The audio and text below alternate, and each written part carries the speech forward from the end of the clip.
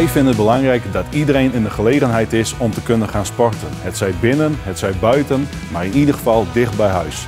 Daarom investeren wij in sportverenigingen.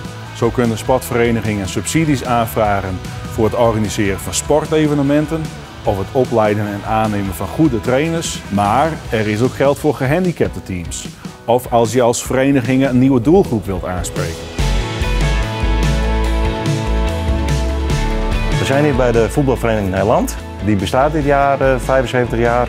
De vereniging wilde iets voor het dorp gaan betekenen in het kader van het 75-jarige bestaan. Dat is een sportkooi geworden, mede mogelijk gemaakt door de gemeente Zuidwest-Friesland met het Kernenfonds en de sportvitalisering. We zijn hier in Eils bij gymnastiekvereniging de Stalfries en wij maken gebruik van de subsidies. Ja, subsidies voor MBVO, dus voor het oudere sporten en voor het sporttechnisch kader.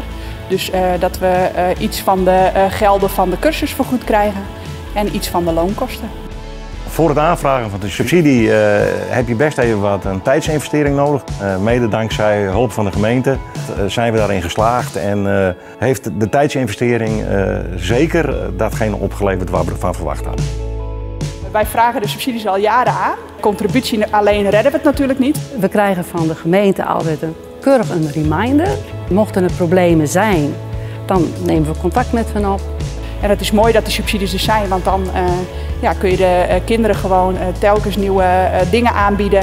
Dat is gewoon hartstikke mooi meegenomen. Wat mij het meest is bijgebleven is dat je ook als klein dorp en als kleine vereniging groot moet denken.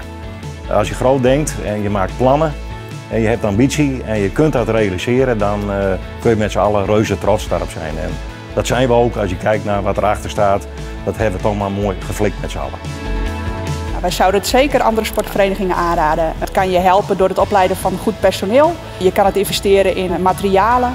Niet te bang zijn, niet denken van het is onmogelijk, maar ga aan de slag en met behulp van de gemeente kom je een heel eind.